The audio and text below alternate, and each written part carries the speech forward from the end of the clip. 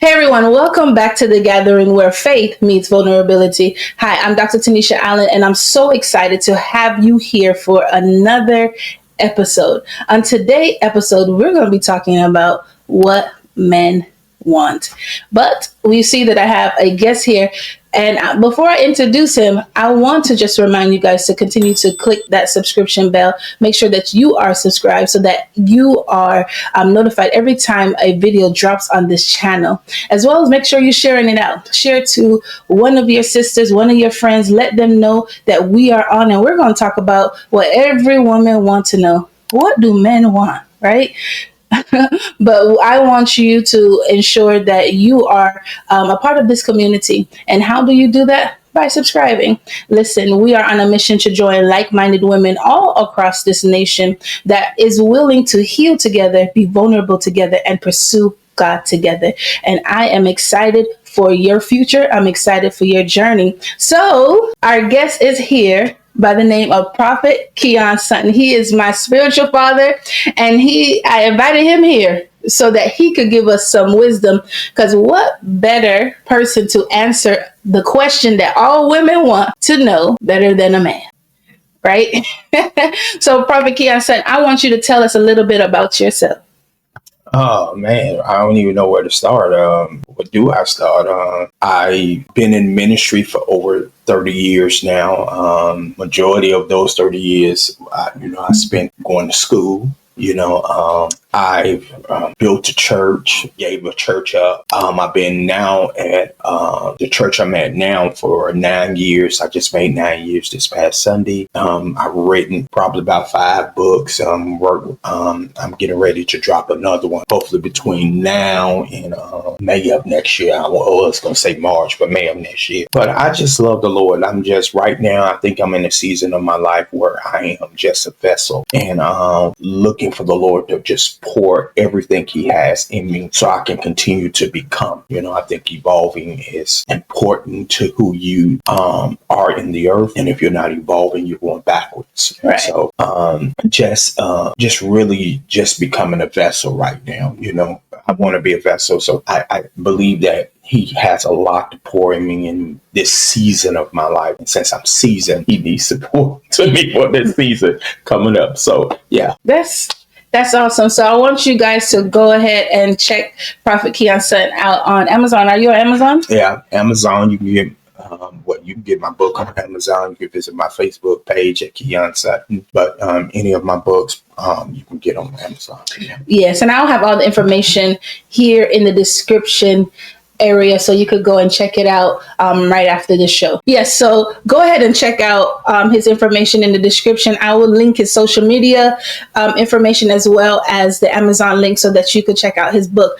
So you guys know, if you've been following, or maybe this is the first time that you've joined this channel, I am ordained prophetess.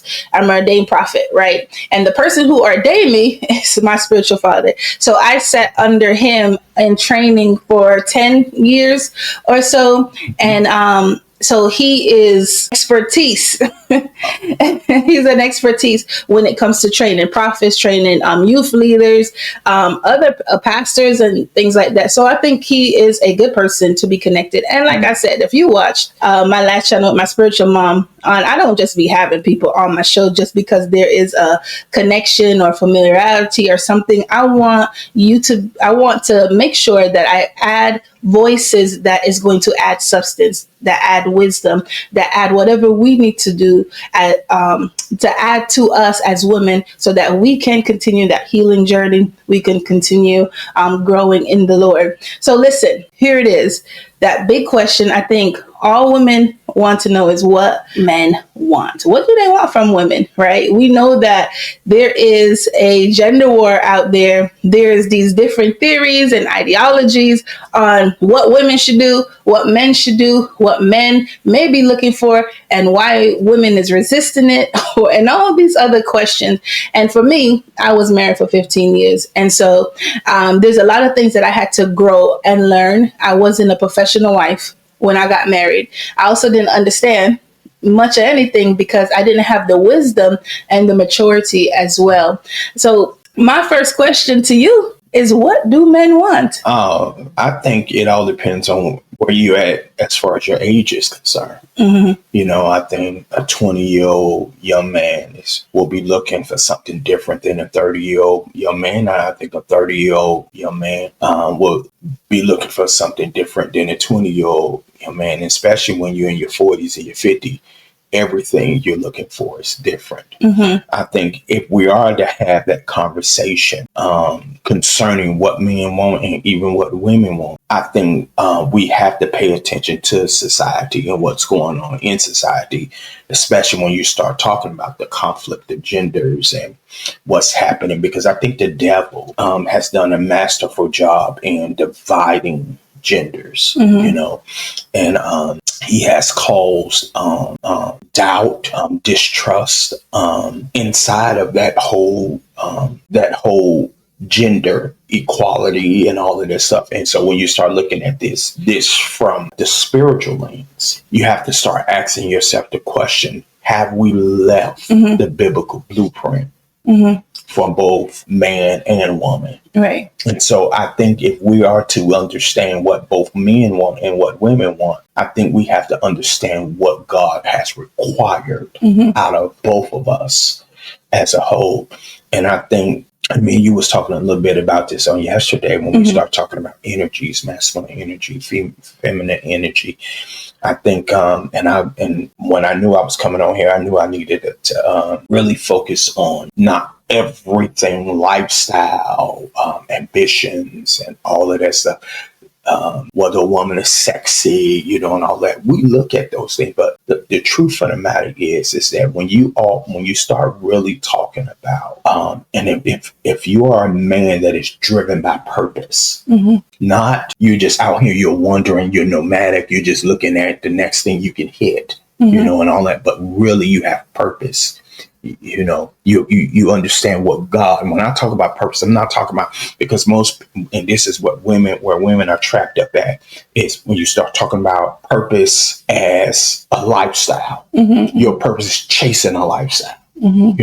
So you want a man who has a purpose of chasing a lifestyle. But when I start talking about purpose, I'm talking about a divine purpose where God has given a man to make impact, to change, to shift something, to cause that which is chaotic to be settled by peace. A man who's called to fix some things, to bring identity, that is when I start talking about purpose, that is what I'm talking about.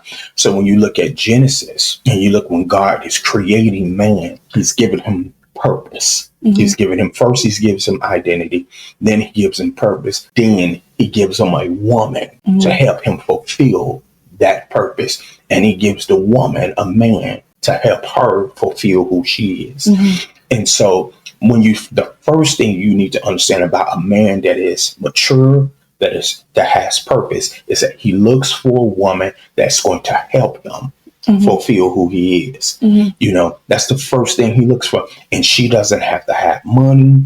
She doesn't have to have beauty. She doesn't have all those things is nice, but he's going to be drawn to the simple fact that it is something inside of her that is called to help me fulfill who I am, and all of that stuff. So and every man will tell you that, he'll take a woman that, works at McDonald's over a woman that is successful, have all the degrees in the world. That don't mean nothing. You can have all of that, but don't have enough in you to carry the weight that's inside of me. But this young girl or this woman who's working at a McDonald's, God maybe gave her the ability and the weight to carry what's inside of me. And that is the first thing a man looks for in a woman. At the end of the day, after sex, after all that, he will literally go for the woman who can help carry him, and can you carry the weight of my assignment? Can you help me fulfill who I'm called to be? Can you help multiply what I put in your hands? Those are important. That is important to a man. in order for a man to be what we would call, quote unquote, successful, not in a lifestyle, but in divine purpose. And there's a difference, because lifestyle is all about showing the image of success, right? Oh, I have this, I have the big house, I have the big car, all of that stuff. We're a power couple, but you make no impact. You've changed nothing in the earth, right? Yeah. You've changed no lives. You've not impacted countries. You see what I'm saying? You have not impacted communities. The only thing you have that makes you, quote unquote, what you will say powerful or successful is that you changed your lifestyle. You upgraded your lifestyle. So now you think you are successful. And that's where this gender war is as well. Look at people, they want lifestyles, Right. That's true. Lifestyles that make so I can talk, so I can get on social media and I can have this big grain of things. But again, you make no impact. How often do you get on social media and you hear people talking about, I want to be with somebody where we can change the lives of people or make an impact in a third world country or in my community up the street? No, I want a man so we can show that we got S amount of dollars in the bank, or we've got these cars, or we got these houses, or we got these children, but there's no impact. All you see is what you will call is success. And that's not how God looks at it. When he pulls at, and if you understand scripturally and historically, you understand in Genesis 1, God is creating man and woman by the Spirit. He doesn't create them in their physical body form until chapter 3. Right. But in 3, he creates them already together by Spirit. Right. So the first thing God wants you to see about any man and woman is he creates them both with the weight of the Spirit, and the Bible says, and he blessed them, right? And so he blesses the man and he blesses the woman, and then he tells them to be what? Fruitful and multiply, right? So there's a blessing, and I think we forget about that. There's a blessing given both to the man and the woman to occupy. And he's basically speaking into both of their roles together and individually, And so there's a blessing in all of that. So then you get in what we talked about this too, masculine and feminine energy, right? I don't like that word energy, because energy has everything to do with power. Energy has everything to do with spirit. And the moment you take your life and take it into a realm that you were never ordained to walk in, right, you start to cause chaos because you wanted something that God never called you to walk in. Some women will say, well, we were forced to walk in it, right? No, you weren't forced to walk in it. You took it on so you can go to battle against society and life, because society and life was coming at you because there was an absence of man. But if the woman stayed where she was at, the blessing on her own would have took care of all of the other chaos. So what happens is that now you've taken on a spirit, or the spirit of a man that God never called you to walk in, and you start not warring, you start warring against the man. The same thing with the man. And you can see, and we can talk about a whole lot of how this thing is going left, right, all this. But it started to be the same way with a man. And you hear a woman say, I want you to make me soft. Or she'll look at a man and say, he's too soft for me. He's not alpha enough. He's not, he's too beta. Basically, he's weak, right? Saying that he doesn't basically have enough weight in him to carry the weight of who she is, And so, but who is she? Who is she? And then who is he? So there is a lot of, conflict around all of this identity and misconception of should I walk in this masculine energy or should I walk in this feminine energy on both male and female parts. And I think a woman has to understand is that the first thing a man is going to look for in her is whether or not she has enough in her to carry who he is, Then you're going to see him look at her physically, of course, that attraction. Men fall in love. They do. And a man can fall in love at the first sight of you. I mean, he look at you, and Jacob looked at Rachel, and the Bible says he just looked. He went in. He didn't even say, hey, he went in for a kiss. He went, kissed her, looked, and the Bible says he lifted his head and started crying, and all of that stuff. He was literally in love, and it was something about who she was and what she was that really captivated who Jacob was. And if you look at even Songs of Songs, and you're looking at Solomon and how he's chasing this fair woman, and he says, come away with me, my love. And he says, and she says, she tells her friends that do not awaken love before it's time, or it will become cranky. One of the most beautiful passages of scripture. But there's this when he looks at her, the Bible says she says she was too dark, right? Because she had been working in the fields, and he's a king. And why would a king want what she would call herself a peasant, right? No. Now, he ain't looking at nobody else. He's looking at this woman who's in the field. She's working, her hands are blistered and all that stuff.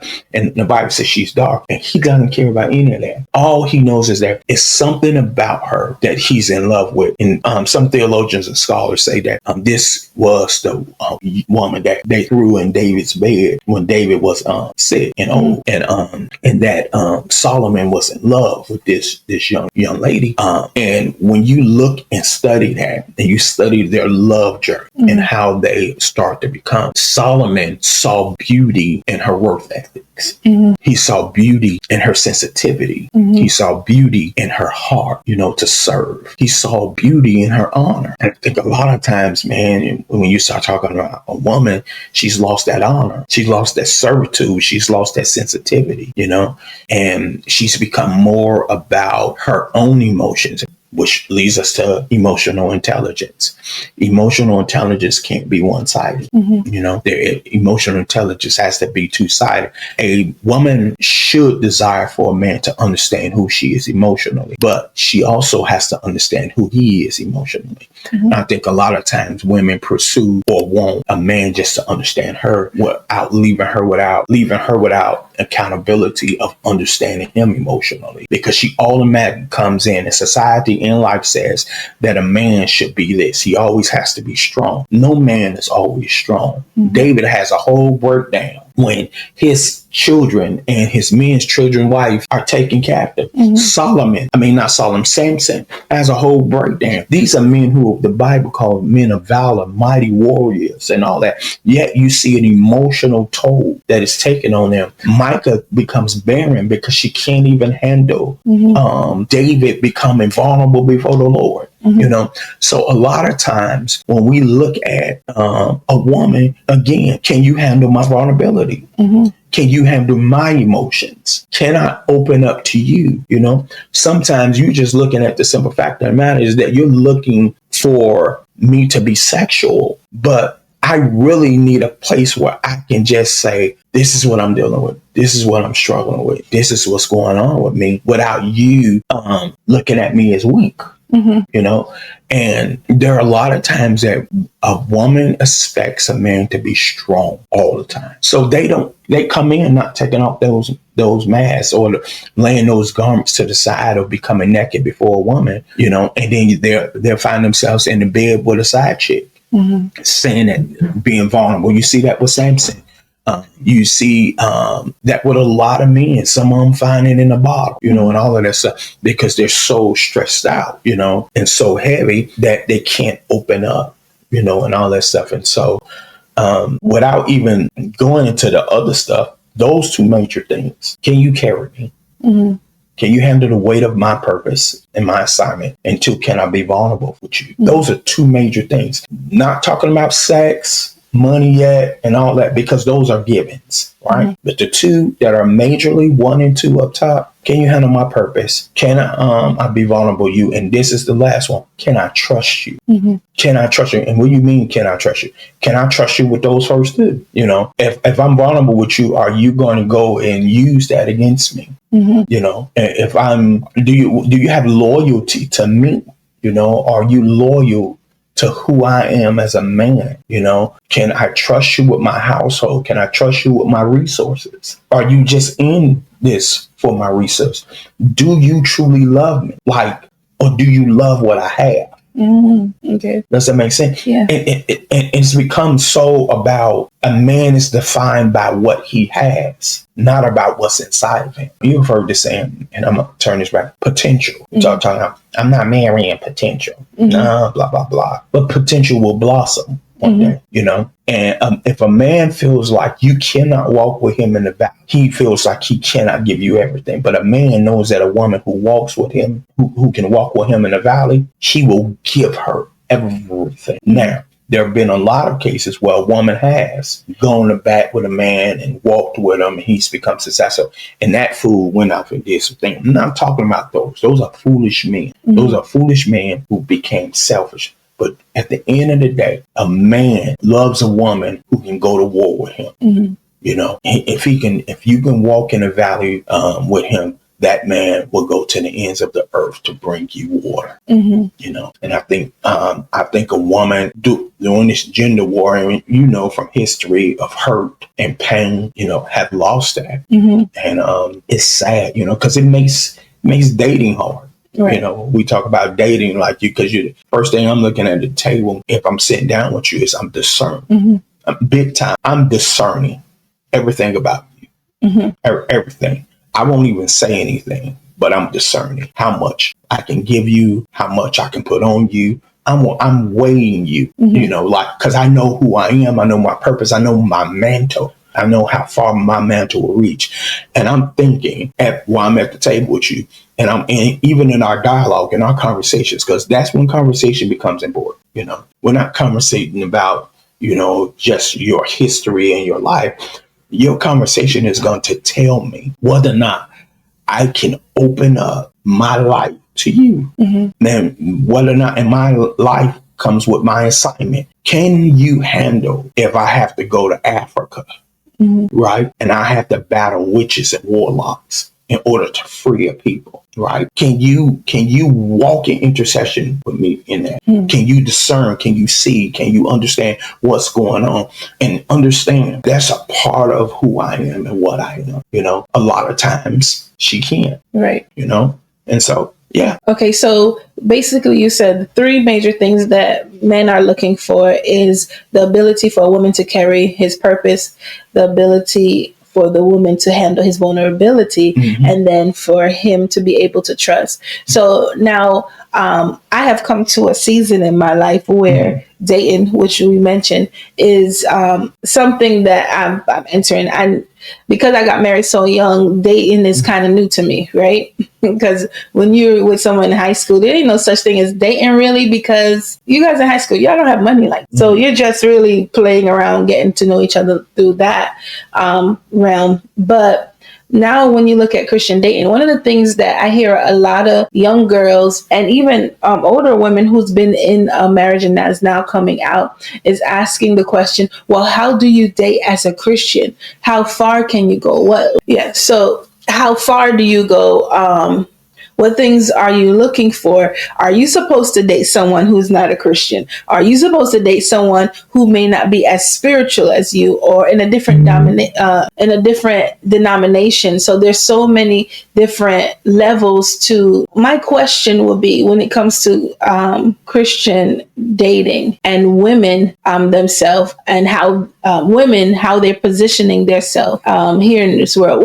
So before I go there, from something you said, I wanted to really get into as well, and then we're going to also go into this Christian dating, is that, do you think that now when it comes to Christian dating, everybody is after their own ambition? Because you said that, people are looking for people where they could get together to promote themselves, basically to gain whatever they need to gain to be this power couple, to be this couple with a big house that could travel and go on all these beautiful vacations, or could dress a certain way, drive a certain car. So do you think that what we're seeing now in this dating pool is that 2 people, men and women, are really after their own selfish ambition and is trying to connect with somebody to promote that? yeah, I think the Bible says, in the last day, they're going to be forbidden to marry, and everyone will become selfish, lovers of themselves, right? And everything is, and you see that manifesting even right now, where people are lovers of themselves. They are so about, if you don't bring anything to the table from both ends, not just one end, but from both ends, then let's say, i.e., what's this? A man of value. Now we categorize men, and we're categorizing women, but mostly we're categorizing men that say, well, a man of value is this, and a man of no value is this. And so you have a pool of women who are chasing these men and forgetting that everything about your mate is divine. It's divine. Whether you want to see it or not, whether you want to understand it or not, your mate is divinely chosen. There is a reason for it. Now, when God gives that mate, it is up to us to maintain it, right? God chooses it. We have to maintain the relationships. And I think that's what people forget all the time too, is that Adam was put in the earth. Adam and Eve was put in the earth. God told what he wanted, what they were supposed to do. But he says, you are to maintain it, right? Have dominion, subdue it, right? Maintain the earth, right? So God gives us this man or this woman, and we are to be good stewards over her and her. And then she's supposed to be a good steward over me. And so we have a responsibility to maintain a relationship. But what happens when only one person sees that they're responsible for maintaining a relationship? Or nobody feels like they're responsible for maintaining a relationship, because the relationship is all contractual. It's all about what you bring. It's all about this mundane of, he got 50 million in the bank, or he got 20 million in the bank. Take that away. Do you have a relationship? When they say take sex away, well, take money away. Is the relationship sustainable? Right. No. Right. Now, if you do all that, now is that God? No. Because when God created Adam and Eve, they had nothing. They had to build to it, right? So now, if you loving me is based off what I can give you, is it truly love, or is it just contractual? So now what has happened, because men have been hurt and they feel like they've been done wrong, and women feel like they've been done wrong, nobody wants to get married now. The covenant of marriage is lost. The contractual of marriage has become the new thing. We forget about covenant. Covenant is sealed in blood. It's sealed in the biggest thing ever, which makes love. Sacrifice. Right. Nobody wants to sacrifice anymore. Right. So love is being lost, and it's become selfish, because you cannot be in a relationship and there not be any sacrifice. Right. And that's what makes it covenant, right? It's when I say I do, when I marry somebody, and I say, dearly beloved, we have gathered here today to join in holy matrimony, John Doe and Susie Joe. If anyone in here feels like these two cannot be joined together, let them speak now or forever hold their peace, right? All right. And then we go into exchanging of the vows, which is very important, right? These vows symbolizes what I will sacrifice for you in this covenant, right? What are my principles, my convictions, and all that stuff? I am willing to lay my life down to make sure, or compromise even emotionally, to make sure you are good, right? But in the back of your mind, when you're sitting at that altar, you've already prepared an escape out of the marriage. So now the marriage now has become conditional based off of my selfish ambitions. And so a lot of times these relationships are really, even in 2 to 3 years of courting, are not even off the ground, because of there's no sacrifice in the beginning of it all. Okay. Love, you'll hear this, and it burns me up when people say it. Love is not enough. Who told you that? And I understand why we created it, because love is not enough, because again, it goes back to lifestyle, sustainability. When a person has forsaken the responsibilities of taking care of me and making sure I'm good, now you move. Love is not enough. love is not enough. All right. So when God created love, he created, phileo, eros, which is romantic love, right? And agape, which is godly love. All three of those are put into love for a reason, because one, in a marriage, I mean, you are going to be friends. There's going to be brotherly and sisterly love in there, because we're together as one. There's this bond of family that's tied into eros, romantic love. We're in love. We are sexually attracted to one another. I love you. Everything about you. I got butterflies all over the eros. Then there's agape, which is conditional love. That I love you beyond your flaw, beyond what you are, all of that stuff. What we've done, we've taken agape out of it, because if you're going to talk about agape love, it's sacrificial. That means there's some stuff I'm gonna see in you that I'm gonna have to die. I'm gonna have to put myself on a cross and be quiet and watch you evolve. Do I have enough love in me to watch you evolve? And if your evolution is not on my timeline, do I divorce you? Because I'm not going to stay stuck with you 20 years if I don't see any evolution, when I can go out here and get somebody else. And catch, this is the manipulation that's in the air. But you made a covenant from the beginning, right? That you said, it's no longer a covenant anymore, it's contractual. So in my clause of the contract, if you don't evolve in 5 years or 7 years or 8 years, then I'm getting out of it. Because it's obviously you're going to see somebody who's better than me. You're going to see somebody who's finer than me and all of that. And then you're going to look and say, oh, I probably can have that, because you know what they say, the grass is greener on the other side. The water bill just hides, right? Over there, So when you start talking about these relationship and Christian dating and all of this stuff, are we really thinking before do we have agape love? Do we have all three? What do we have?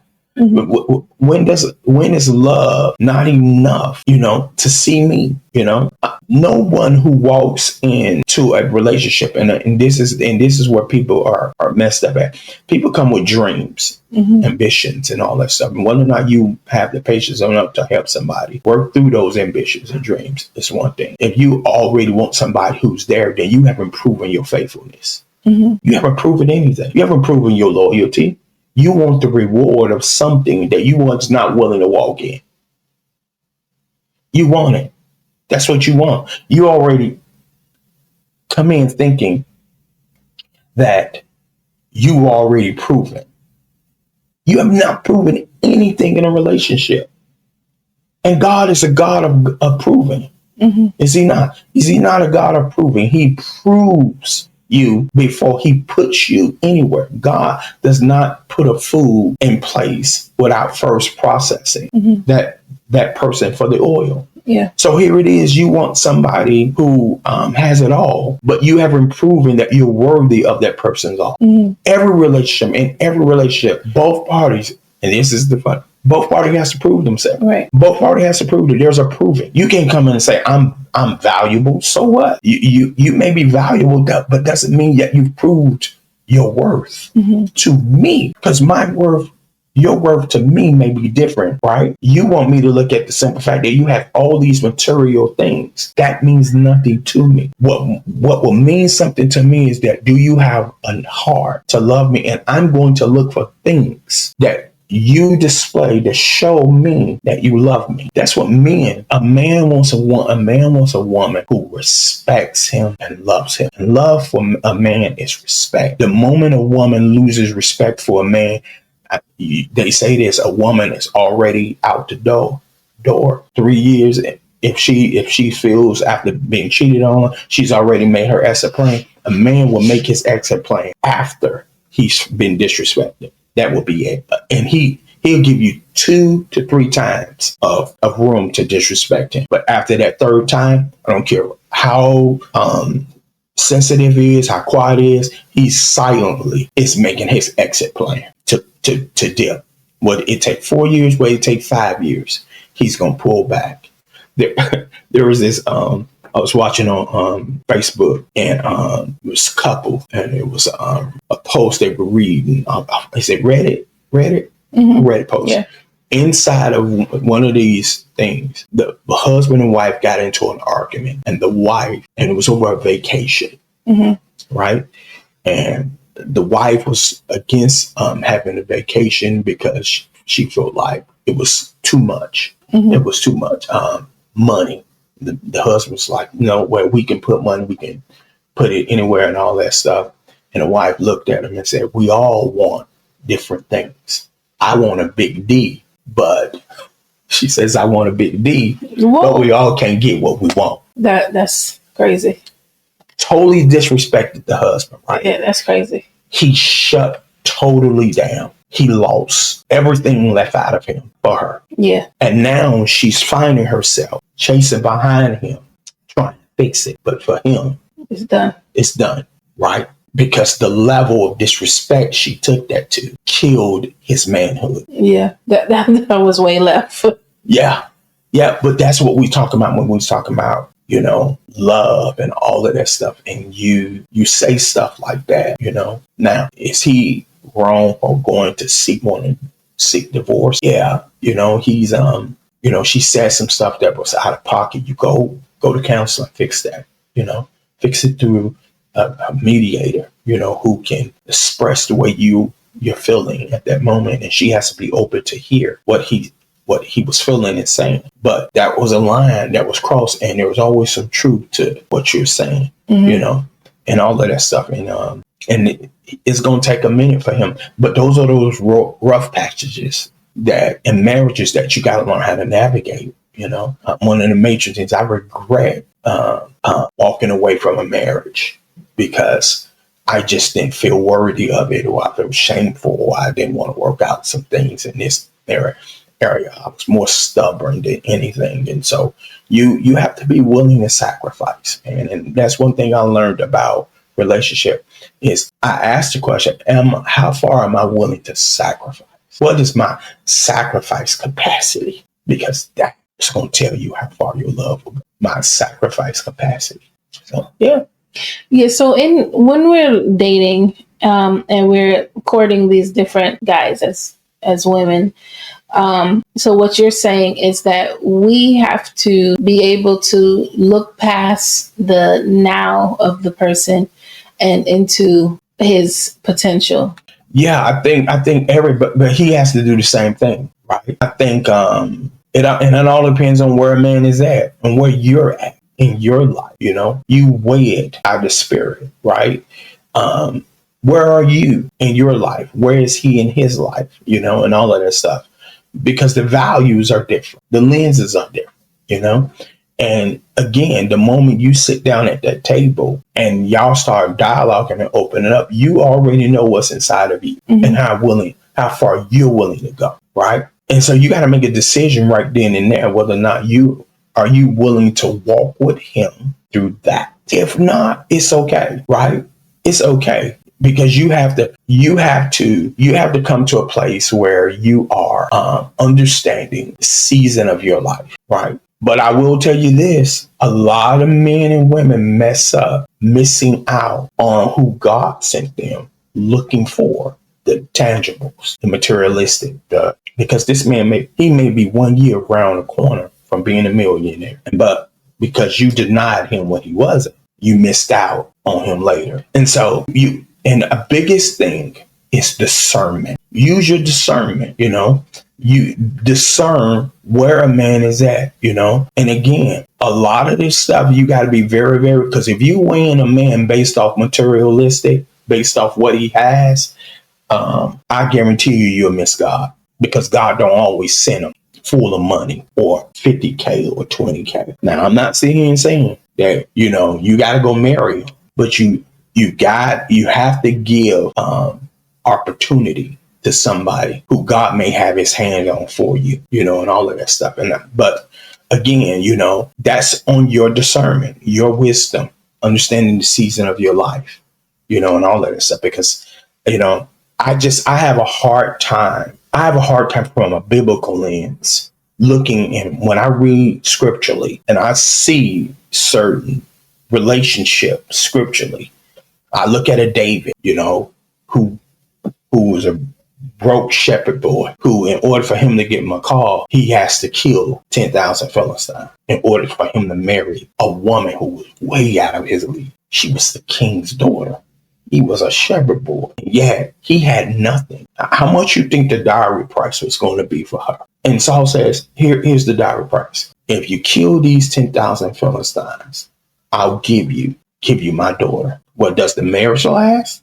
It doesn't, because Saul ends up taking David's wife and giving him to another man in his chain of command. But the picture of all of that is that both of them are in two different lifestyles. Yet this boy on his life got the favor to be the next king of Israel on him, but he's not even in that season. So does she wait until he becomes the king in order to be attracted to him?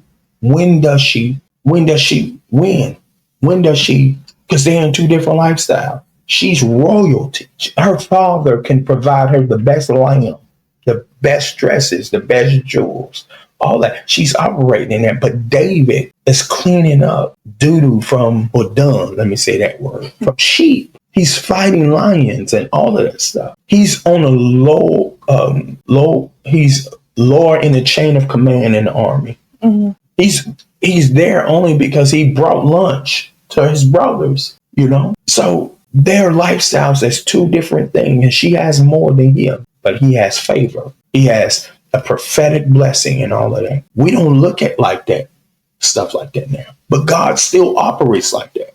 We think God don't. And the same thing with Bathsheba. When the tables flip, now but Bathsheba is low, or Abigail, she's with Nabal. And you understand the story of Nabal doesn't have, and David is chasing, is get ready to have the crown. Still, there's this lowering playing field in both of their lives. And Abigail is still higher than David if we talk about lifestyle. But Nabal falls, dies. She comes into relationship with David and marries David from there. But David doesn't have it all.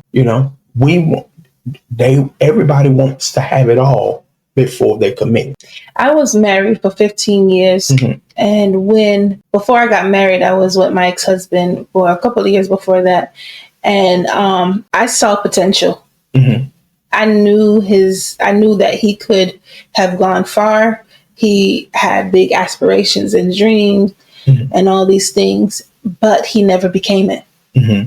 And I stayed 15 years in a marriage hoping for his potential, mm-hmm. and he never manifested. Mm-hmm. And I think when it comes from a woman's standpoint, we culturally, because when you look at the biblical context of those structure of marriage, a woman needs a man for them to even have a position, mm-hmm. in society, right? Mm-hmm. They can't even own land and all these things without a man being mm-hmm. over them. But here in society, the playing grounds has changed, where a woman could have land and mm-hmm. property and power.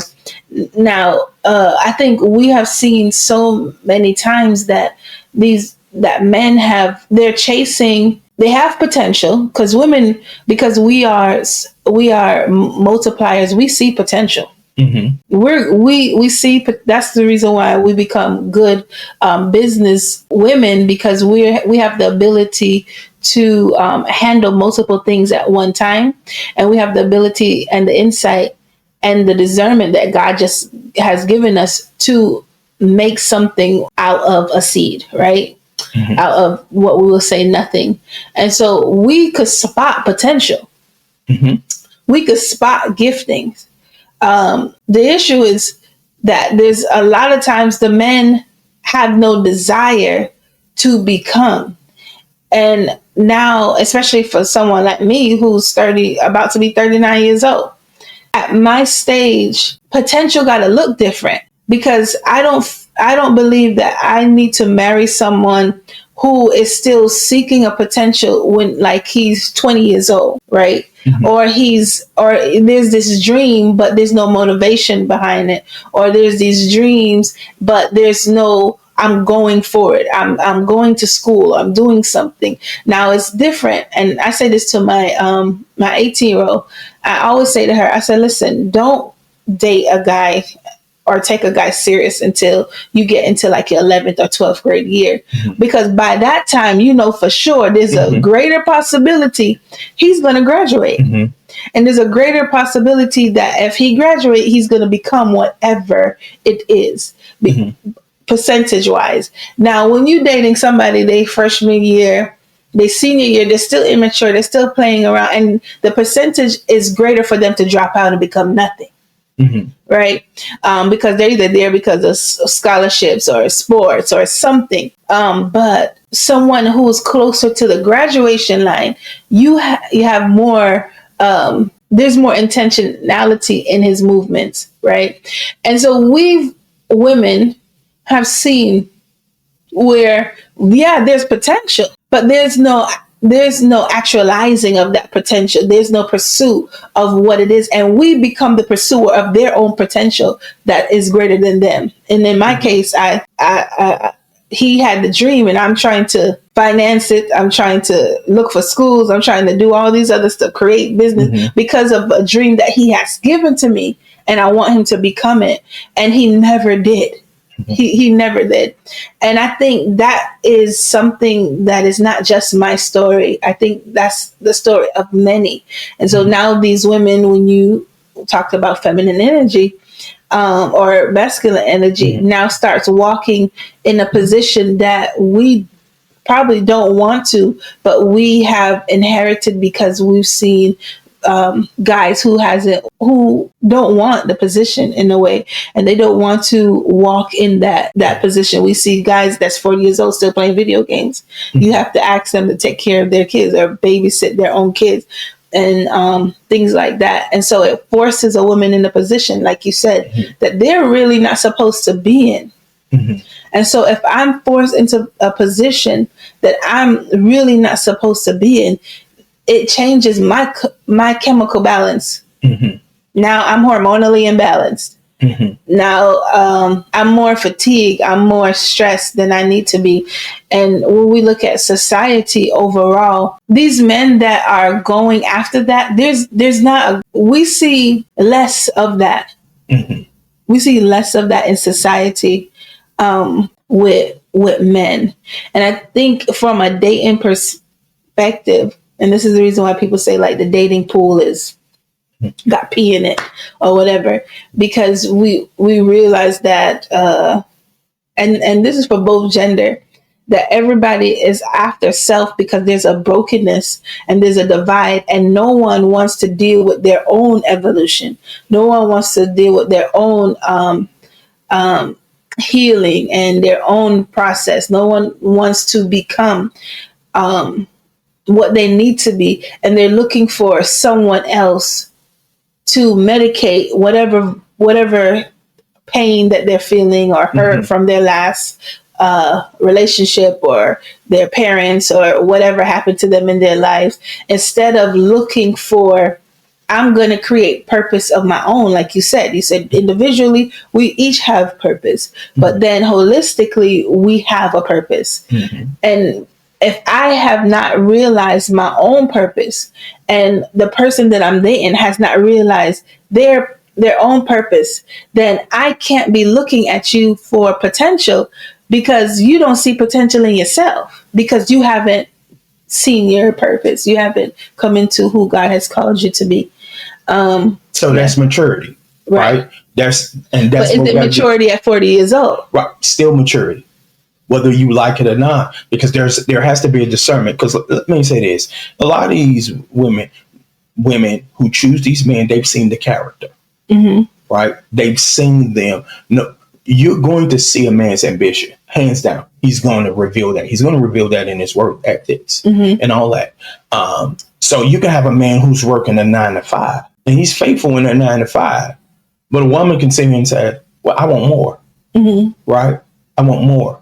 And he says, "Well, I'm comfortable. This is where I'm at. This is my life. This is where I'm going. You know, I'm going to build for him." His next level, what he sees is he started off as the cashier, but what he only sees is the store manager. That's a silly. It's a store manager. The question of the matter is whether or not you had those conversations in the beginning. right? And then whether or not you understand, and again, discerning. I think every woman has to discern, and everyone has to test a man's maturity. You're going to see a man's maturity from the beginning, and you're going to see, you're going to be able to discern his character in the beginning. He's going to show his character. That's one thing about men. Men will manifest, you know. And the same thing with women. They're showed it as well. A lot of times, the reason why we cannot see, and we'll talk about you because you married young, right? When y'all both on the same maturity level, you can't see that. Right. Right. But this is what starts to happen, right? You start to, we go back to individual purpose. So you start to cultivate, and you saying to yourself at night hours, in the night hour, or when you're taking a shower, when you're driving, there's some things inside of me that is great. I need to position myself. So you start planning, right? And you're planning, and you're going, and now all of a sudden you're doing this. You're planning, you're maturing, and you're growing, but you came in with y'all both on the same maturity level. So you couldn't see. You can see his potential, but you didn't see his maturity. Because now the only way you can see his maturity is when you start coming up. Right. And then you look and you say, hey, and this is what happens. Guarantee a lot of these women on this live, they'll tell you right now, I start to evolve, and he stayed. Right. Stuck. And so now she turns around, looks down to him, and says, I'm turned off. You're not living up to what I thought what was inside of you, because she started to grow. She started to get high. And what happens when God starts to see something like that? Now you look down at him and you're like, blah, blah, blah. The problem with this person is that she was not able to recognize his demons that was behind him, because he got them. Right. He got these demons, and these demons are warring over his purpose, his potential, his life, and they will put him in a cycle. But what is he doing? Does he have these bad behavior? Does he have these character problems? You saw these character problems before, but the biggest problem with a woman, and a woman has to understand what I meant, she was never called to fix a man. Right. Never called to fix him. Right. She was never called to cultivate him and develop him. That's not her responsibility. That is God's responsibility. Her responsibility was to take what was inside of him and expand it. Right. Right. And the problem on the matter is, again, it all depends on where you at maturity wise. A woman who's mature now, she can look at a man right now in a dating pool and be like, you still working on. So I get to make that decision whether or not I want to engage. Right. Or not. But you need to understand, it's your decision, right? It's your decision right now. But you don't get to spit on his potential because he's where that's at. Now, right. You choose not to engage right. at the age of 40 because you saw and you was like, well, that doesn't fit me. Right.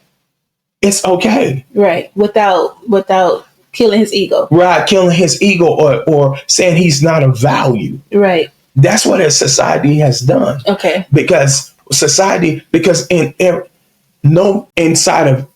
of men and women, but especially men, there is a king, right?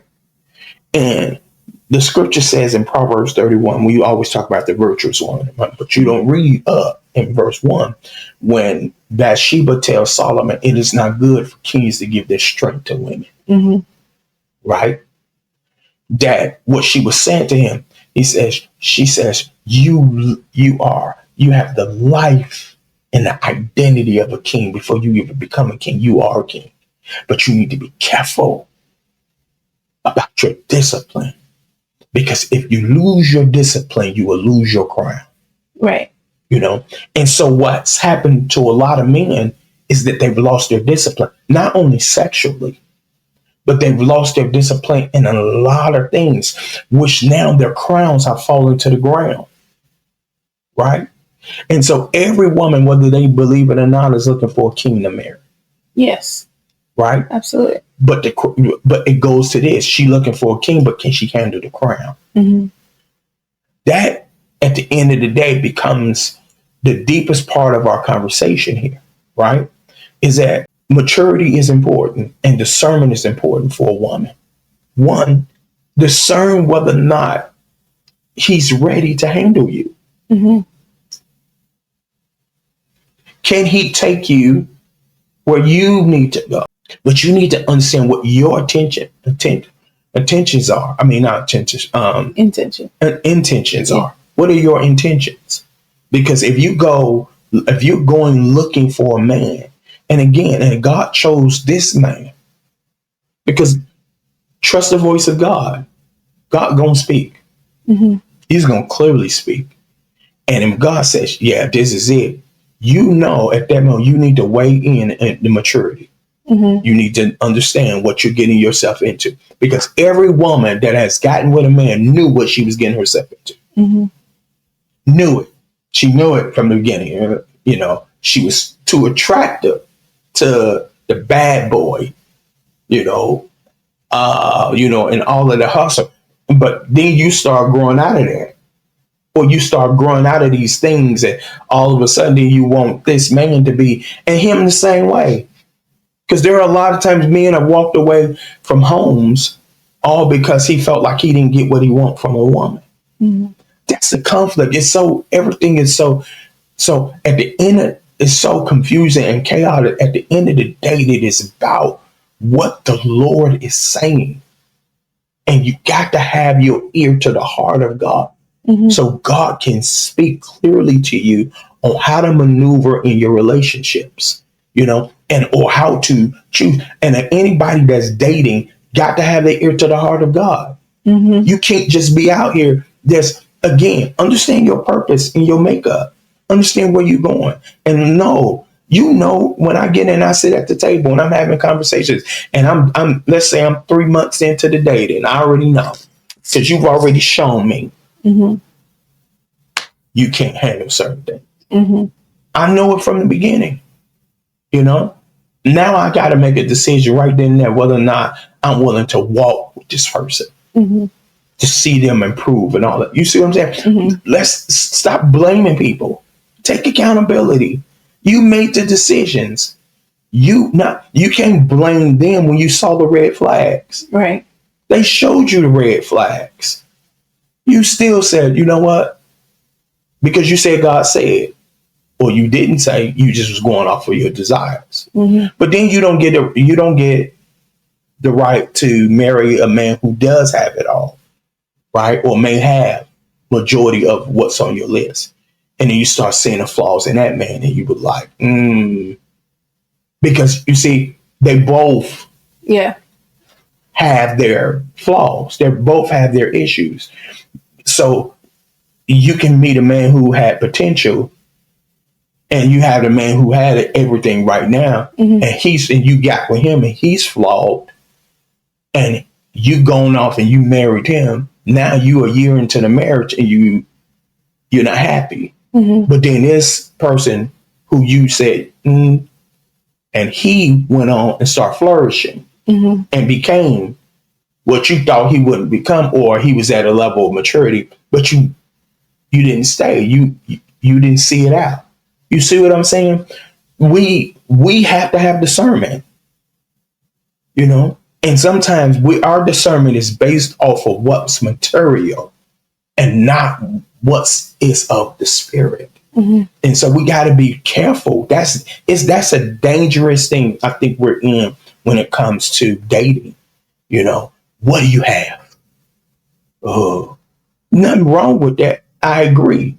I don't want to sit at the table with a woman who has no drive or no purpose. Mm-hmm. She just wants to sit up and eat popcorn on what they would call my dime. Mm-hmm. She's not helping me do anything. Who wants that? Nobody wants that. Mm-hmm. No man wants it. He wants her. She's willing to come by my side. She's willing to help me. Yeah, she wants that. Nobody wants a lazy person. Mm-hmm. Who's coming in their lives and take. But I think you have to weigh the ambitions, because let me tell you, when you have opportunists, right? People, every opportunity is not a good opportunity, right?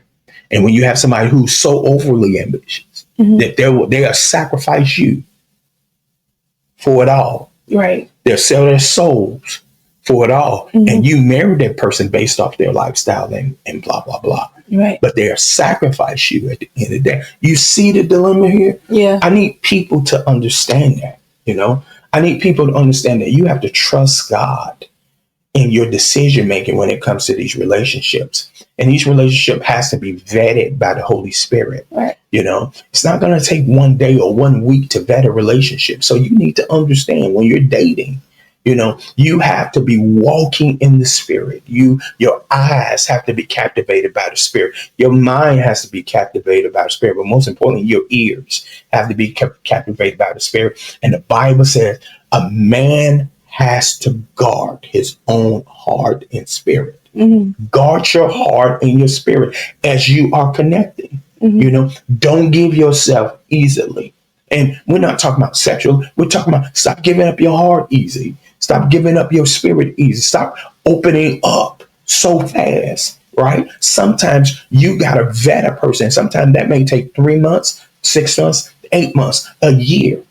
But understand, it is on you to vet not by your carnality, but by the leading of the Holy Spirit. You should be in your prayer closet asking God to give you understanding, give you knowledge, give you wisdom to know how to deal with the person, but give me knowledge of who the person you should be learning, the person you're dating.